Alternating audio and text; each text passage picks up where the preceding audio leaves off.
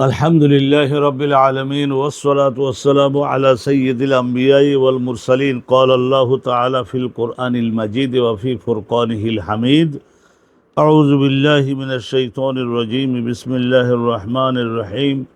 إن كنتم تحبون الله فاتبعوني يحببكم الله ويغفر لكم ذنوبكم والله غفور رحيم. صدق الله العظيم وصدق رسوله النبي الكريم. وقال الله تعالى: النبي أولى بالمؤمنين من أنفسهم وأزواجه أمهاتهم. صدق الله العظيم وصدق رسوله النبي الكريم.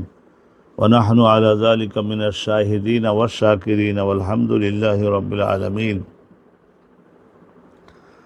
باب حب الرسول من الإيمان. حب الرسول من الإيمان. وبه قال حدثنا أبو اليمان قال حدثنا شعيب قال حدثنا أبو الزناد عن الأعرج عن أبي هريرة أن رسول الله صلى الله عليه وسلم قال: والذي نفسي بيده لا يؤمن أحدكم حتى أكون أحب إليه من والده وولده. صدق رسول الله صلى الله عليه وسلم. وبه قال حدثنا يعقوب بن إبراهيم قال حدثنا ابن علية عن عبد العزيز بن صهيب عن أنس بن مالك عن النبي صلى الله عليه وسلم الحديث تحويل. وحدثنا آدم بن أبي إياس قال حدثنا شعبة عن قتادة عن أنس قال قال رسول الله صلى الله عليه وسلم: لا يؤمن أحدكم حتى أكون أحب إليه من والده وولده والناس أجمعين. صدق رسول الله صلى الله عليه وسلم. সম্মানিত দর্শক, আমরা আজকে শুরু করছি এই ঈমান পরিপূর্ণ হওয়ার জন্য একজন মুমিন পুরুষ বা মহিলা তার ঈমান পরিপূর্ণ হওয়ার জন্য, ঈমান তো তার হয়েছেই, কিন্তু এইটার তো আর 16 আনার শক্তি এবং সুস্থতা আসে নাই। ঈমান পরিপূর্ণ হওয়ার জন্যই আল্লাহর রসুলকে, আসলে সব নবী সব রসুলকে মহাব্বত করতে হবে, জান প্রাণ দিয়ে মহাব্বত করতে হবে, হযরত বাবা আদম আলাইহিস সালাম থেকে হযরত ঈসা রুহুল্লাহ পর্যন্ত। কিন্তু আমরা যেহেতু আমাদের রসুলের উম্মত, আমাদের নবীর ওসিলায় তো আমরা জাহান্নামের থেকে মুক্তি, এর পথটা আমরা অর্জন করেছি। জগতে আল্লাহর রিজিক আমরা ভোগ করতে পারছি রসুলুল্লাহ ওসিলা। তা নবী আলাইহিসসালাতু ওয়াসসালামকে ভালোবাসতে হবে। আহাব্বিয়াতুর রাসূলিল আকরাম, আমাদের রসুলকে ভালোবাসতে হবে। আহাব্বু আকসারু ও মুহাব্বাতান বিন নিসবাতিল লিল আখারিন মিনাল আম্বিয়া, অন্যান্য নবীগণের তুলনায় তাদেরকেও মহাব্বত করব, তাজিম করব, সব কিছু করব, কিন্তু ভালোবাসতে হবে আমাদের রসুলকে তুলনামূলকভাবে বেশি। এক, আর অন্যদের মহাব্বত করলেও আনুগত্য করতে হবে, হুকুম মানতে হবে, শরিয়াত মানতে হবে আমাদের রাসূলের। খবরদার আমরা এই জমানার কোনো মুসলমান হয়ে হযরত ইব্রাহিম পয়গম্বরের ইক্তেদা কিন্তু আমাদের করবার কোনো অনুমতি নাই। মুসা পয়গম্বর, ঈসা পয়গম্বর, তাদের কোনো আইন বিধান ওনাদের অনুসরণ করছি, এই নিয়েতে মানবার কোনো সুযোগ নাই। বাবুন হুব্বুর রাসূল, রসুল সাল্লাল্লাহু আলাইহি সাল্লাম, এখানে রসুল বলতে মুহাম্মাদুর রাসূলুল্লাহ।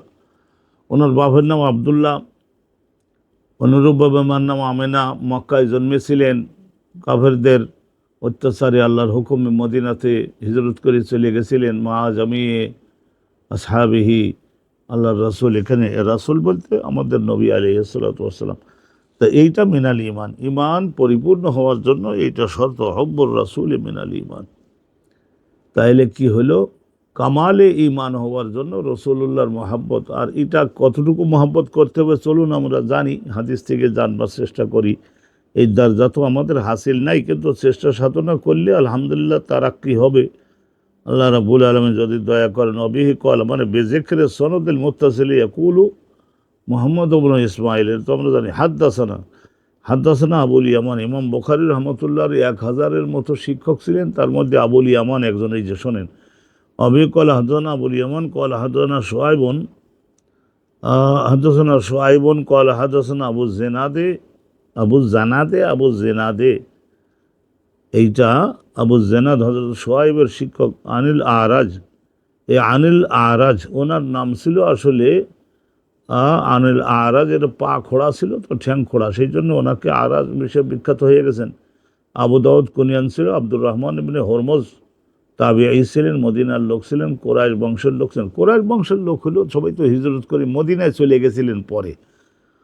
তো সেই হিসাবে আব্দুর রহমান ইবনে হরমজ ওনার নাম ছিল, তাবিঈ ছিলেন, আর ওনার উস্তাদ ছিলেন হযরত সৈয়দনা আবু হুরায়রা।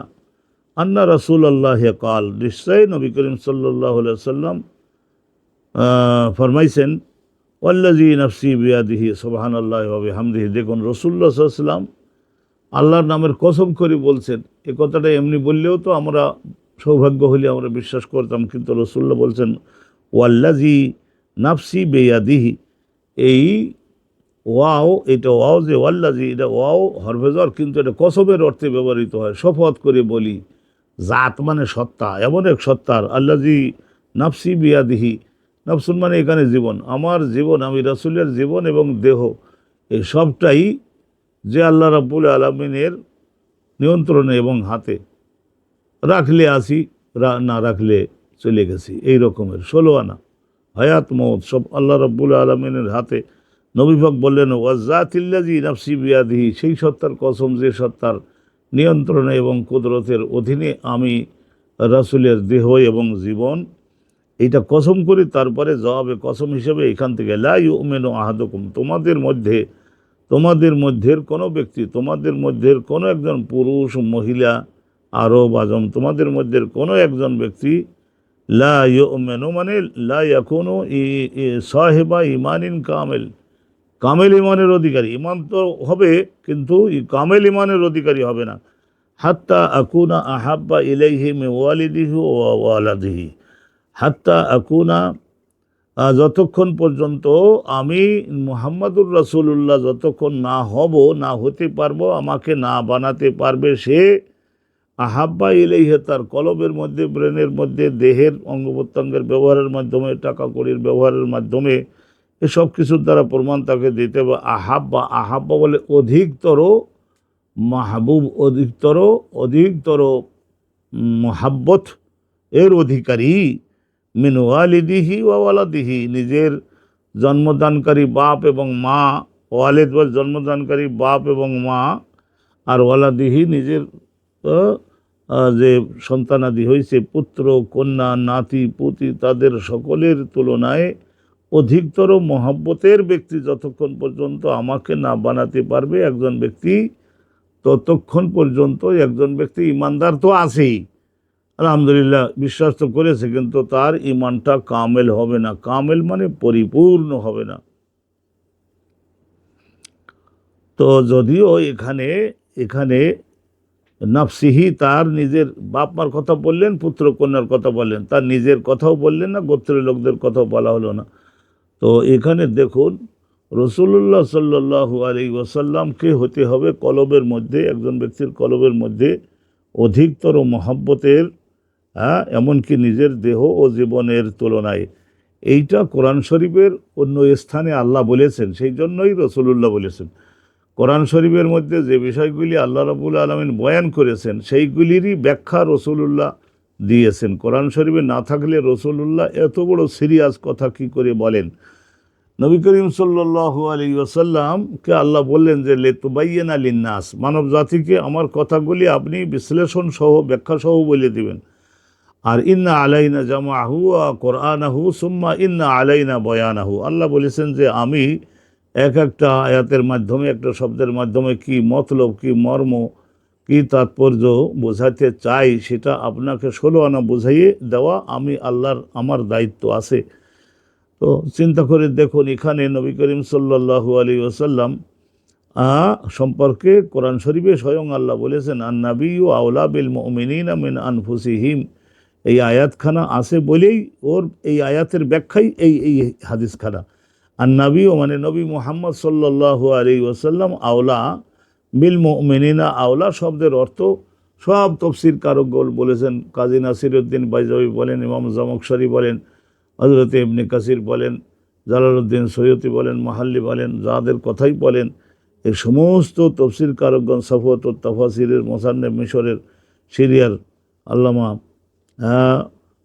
যার কথাই বলেন সকলেই বলেছেন যে আহাক্য বিল মোহাব্বতে, মহাব্বত এবং আনুগত্য পাওয়ার জন্য বেশি বড় হকদার, হকদার মানে আইনত যিনি অধিকারী, তাইলে তিনি বিল মুমিনিনা ইমানদার পুরুষ নারীগণের নিকটে মিন আনফুসিহিম তাদের নিজেদের দেহ জীবনের চাইতেও অধিকতর মহাব্বত করতে হবে রাসূলুল্লাহ সাল্লাল্লাহু আলাইহি ওয়াসাল্লামকে। আওলা, আওলা বলতে অধিকতর যোগ্য। সেই জন্যেই এই আয়াতের ব্যাখ্যায় রাসূলুল্লাহ বলেছেন যে লা ইউমিনু আহাদুকুম হাত্তা আকুনা আহাব্বা ইলাইহি মিন ওয়ালিদিহি ওয়া ওয়ালাদিহি, ওয়া ফি রিওয়ায়াতিন, অন্য আরেক রিওয়ায়াতে আছে আন্নাসে আজমাইন, জগতের সমস্ত অন্যান্য লোকজন, জগতের অন্যান্য সব লোকজন এর তুলনায়। আবার কোন কোন রিওয়ায়াতে আছে হাত্তা মিন নাফসিহি, নিজের দেহজীবনের তুলনাতেও অধিকতর মহব্বত করতে হবে আমাদের নবী করিম সাল্লাল্লাহু আলাইহি ওয়াসাল্লাম। তবে মিন নাফসিহি কথা কি জন্য হাদিসে রাসূলুল্লাহ বললেন না?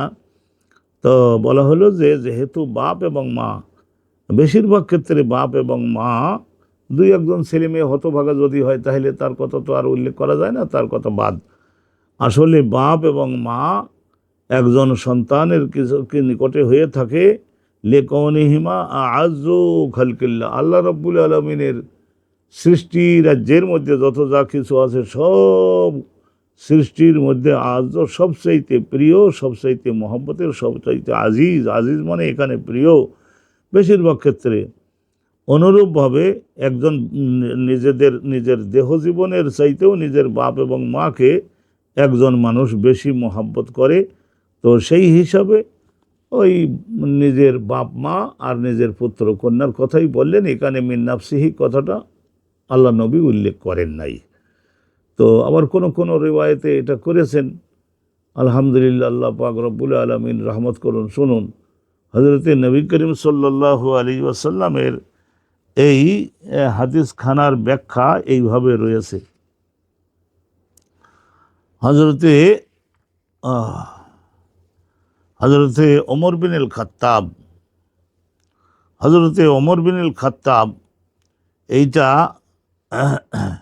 সহিহ বুখারীর আইমান মানে কসম, এই যে কসমের অধ্যায়ে এবং নজুর মানে মান্নত, এই মান্নত এবং কসম এর অধ্যায়ের মধ্যে আব্দুল্লাহ ইবনে হিশামের থেকে, এই তাবেঈ উনি আব্দুল্লাহ ইবনে হিশামের থেকে হাদিসখানা বর্ণিত হয়েছে আন্না ওমর ইবনুল খাত্তাব ক্বালা লিন নবী, হযরত ওমর তো একটু ফ্রি ফ্রাঙ্ক লোক ছিলেন, অনেক রোগী, তো ডাক্তারের কাছে নিজের এই রোগ ব্যাধিটা কেন এত মারাত্মক রূপ নিল এইটা খুলে বলতে শরম পায়, কিন্তু হযরত ওমর ওই তবিয়াতের লোক ছিলেন না। উনি সবসময় নিজের কলবি ব্যারামের কথা, কলবের মধ্যে যদি কোনো ব্যারাম থাকে সেটাও উনি বলে দিতেন আল্লাহ নবীর কাছে, যাতে করে খোলাখালি না বললে ডাক্তারি মেডিসিন কি করে দিবে। তো উনি এরকম বললেন একবার, আন্না ওমর ইবনুল খাত্তাব ক্বালা লিন নবী, উনি একবার রাসূলুল্লাহকে বললেন লা আনতা ইয়া রাসূলাল্লাহ আহাব্বু ইলাইয়া মিন কুল্লি শাইইন ইল্লা মিন নাফসি।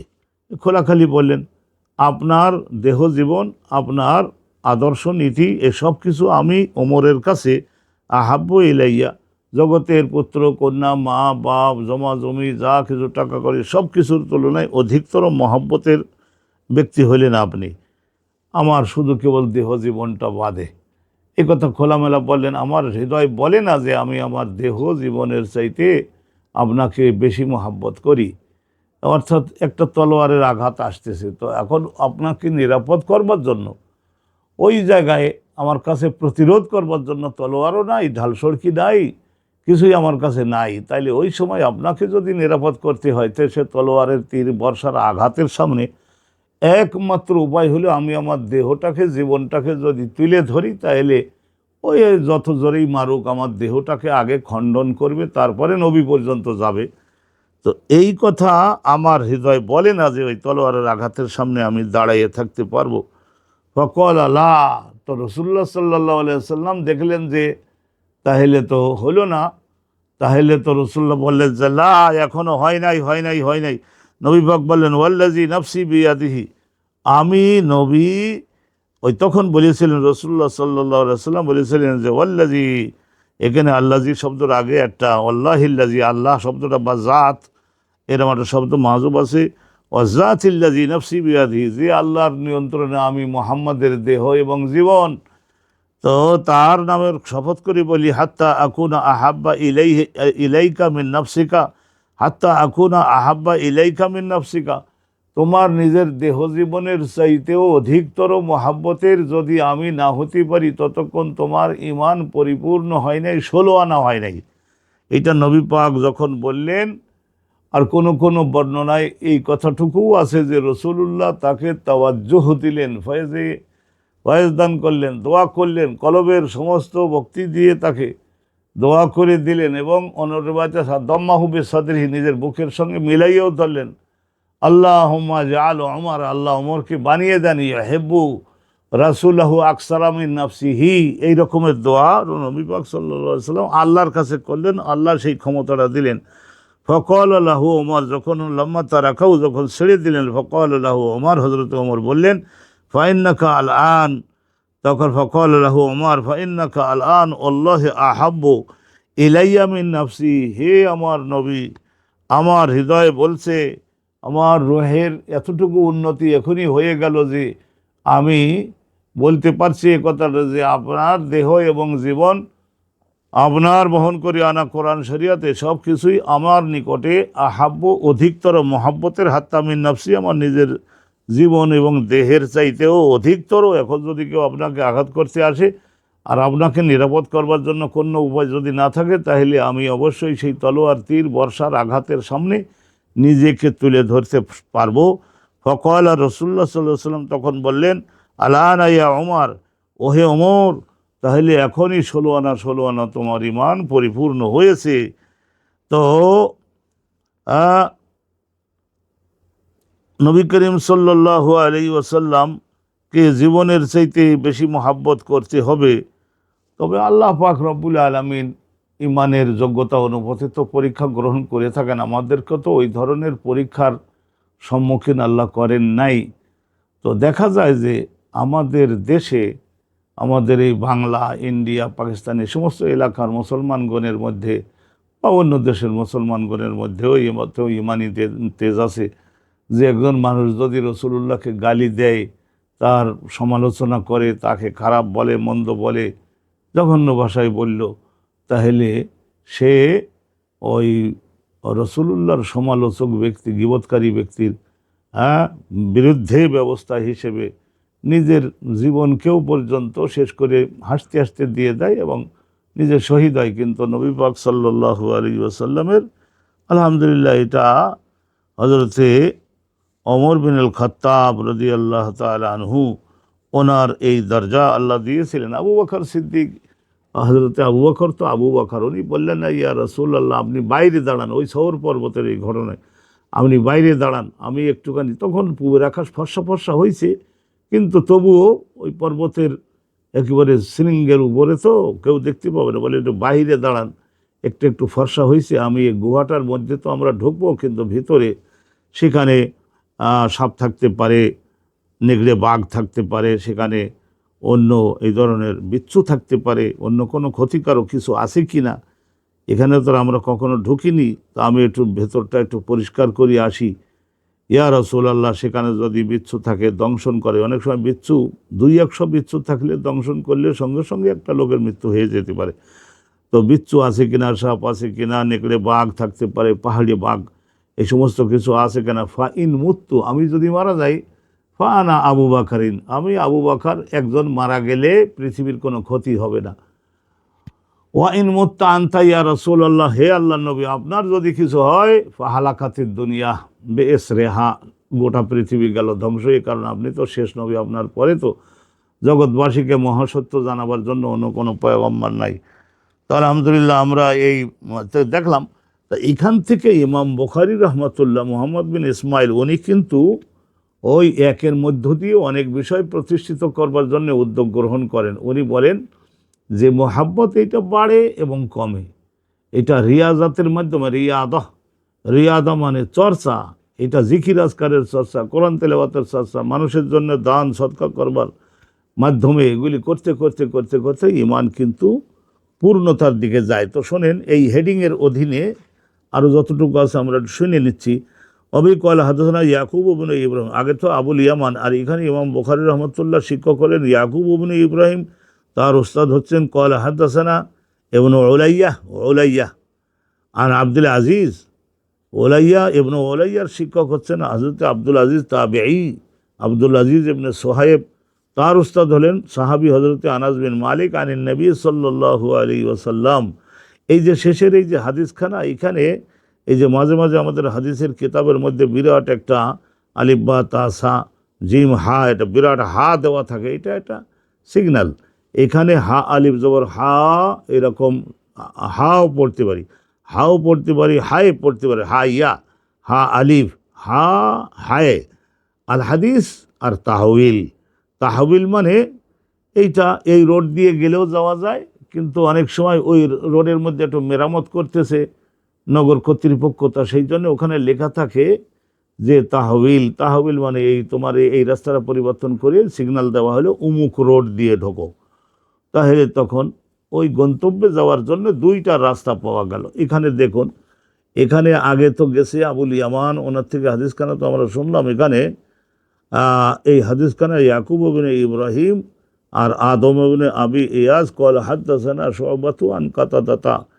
এখানে দেখেন, ওখানে ওই শুআবা ওখানে আছে, এখানে আদম ইবনে আবি ইয়াস, তারপরে হাদাসানা শুআবা, এখানে শুআবা আছে, হ্যাঁ। অনুরূপে আন কাতাদাতা আন আনাসিন, তা আগের ওখানেও ছিল আনাস বিন মালিকের থেকে এখানে বর্ণিত, আর ওখানে হযরত আবু হুরায়রা থেকে বর্ণিত হয়েছে। আবু হুরায়রার ছাত্র ছিলেন আরাজ, আর এখানে হযরত কাতাদাইনি তাবেঈ। তো অনুরূপভাবে নিচে আছে শুআবা, ওখানে আছে আবু জানাদ। অনুরূপভাবে এইভাবে আদম ইবনে আবি ইয়াস, এইভাবে দুটো সনদ দেওয়া গেল, একটা বক্তব্য বর্ণিত হবে। আন আনাসিন কলা, আনাস বিন মালিক বলেন কলা রসুল্লাহ বলেছেন যে লা ইউমিনু আহাদুকুম, তোমাদের মধ্যে কোনো একজন পুরুষ হও, মহিলা হও, মুহাজির হও, আনসার হও, আমার জামানার হও, পরের জামানার হও, কারোরই ইমান 16 আনা পরিপূর্ণতা লাভ করতে পারবে না হাত্তা আকুনা আহাব্বা ইলাইহি মিন ওয়ালিদিহি ওয়া ওয়ালাদিহি ওয়ান নাসি আজমাইন, যতক্ষণ পর্যন্ত আমি না হব তার দিলের মধ্যে, তার ব্রেনের মধ্যে, আর দিলের মধ্যে ব্রেনের মধ্যে যা আছে এইটার ব্যক্ত হয়, এটা প্রকাশিত হয় তার অঙ্গ প্রত্যঙ্গগুলির ব্যবহারের কারণে, কার মাধ্যমে, এবং টাকা কড়ির ব্যবহারের মাধ্যমে। হাত্তা আকুনা আহাব্বা ইলাইহি মিন ওয়ালিদিহি ওয়া ওয়ালাদিহি। আর এখানে অতিরিক্ত যে কথাটা আছে আগের সনদের তুলনায়, অতিরিক্ত যে কথাটা আছে এই ওয়ান্নাসে আজমাইন, নিজের জনক জননী, বাপ মার মধ্যে দাদা দাদি, অনেক সময় দেখা যায় যে বাপ মার চাইতেও দাদা দাদির প্রতি একজন মানুষের আনুগত্য মহাব্বত বেশি হয়ে থাকে। বাপ মা, দাদা দাদি, আর ওয়ালাদিহি পুত্র কন্যা, আর পোতা পত্নী, নাতি নাতনি, ছেলের দিক থেকে মেয়ের দিক থেকে যা হয়েছে সমস্ত। আর এখানে আছে ওয়ান্নাসে আজমাইন, আর জগতের অন্যান্য সমস্ত মানুষদের মধ্যে থেকে দুই একজন এমন হয় যে বাপ মা ছিল না, গ্রামের একজন তাকে নিয়ে লেখাপড়া শেখাইছে, বিবাহ শাদী দিয়েছে, ঘর বাড়ি বানিয়ে দিয়েছে, সারা জীবনের জন্য এই পার্থিব জীবনে যা যা লাগবে সব কিছু দিয়েছে।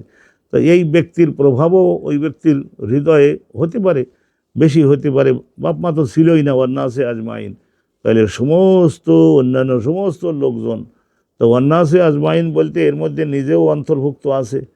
আলহামদুলিল্লাহ, তাহলে আল্লাহ রাব্বুল আলামিন রহমত করুন, আমাদের সকলের ইমানি তারাক্কি নসিব করুন। ইসলামের উপরে আক্রমণ হলেও একজন ব্যক্তি, তার মধ্যে যে পরিমাণে জ্বালা পোড়া হবে, এবং ইসলামের শক্তি বৃদ্ধির জন্য এবং ইসলামের বিষয়গুলির চর্চার মানে এক্সারসাইজ, এইটা প্রত্যেকেই আমল করছে। রসুলুল্লাহর এই সুন্নাত মোতাবেক এলাকায় সবাই অভ্যস্ত হয়ে গেছে, আমল করছে, আরও বিস্তৃত হচ্ছে।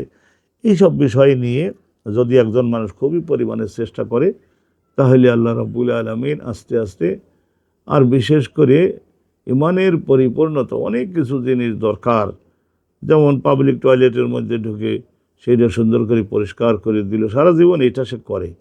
অনুরূপভাবে খাওয়া দাওয়ার সময় ভোগবিলাসের সুযোগ আসলে সেটা অন্যের অগ্রাধিকার দিয়ে থাকে।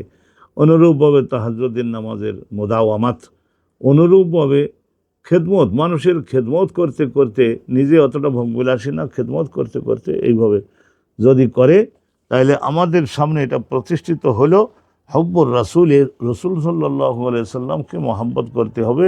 এটা ঈমান বৃক্ষের একটি শাখা। এটা যদি একজন ব্যক্তির না থাকে তাহলে তার ইমানটা হয় থাকতে পারে কিন্তু খুবই দুর্বল, মুনাফিক হয়ে যে মরবার সম্ভাবনা বেশি।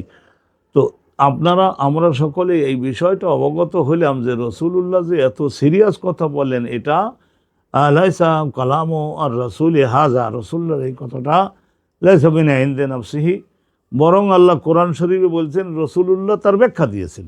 নবী করিম সাল্লাল্লাহু আলাইহি ওয়াসাল্লামের দরজাকে আরও লক্ষ গুণে আল্লাহ রাব্বুল আলামিন বাড়িয়ে দিন, তার প্রভাবকে জগৎবাসীর জন্য বর্তমানে এই পৃথিবীর মানুষদের সবাইকেই রসুলুল্লাহর এই যে রৌনকময় সৌন্দর্যময় জীবন অনুভব করবার, ইসলাম কবুল করবার, ইসলামের পক্ষে সাহায্য সহায়তা করবার তৌফিক আল্লাহ দান করুন। আজকের এ পর্যন্তই আমরা রাখলাম। আলহামদুলিল্লাহ। আল্লাহ রাব্বুল আলামিন আমাদের সকলের উপরে রহমত মঞ্জুর করুন। আসসালামু আলাইকুম ওয়া রাহমাতুল্লাহি ওয়া বারাকাতুহু।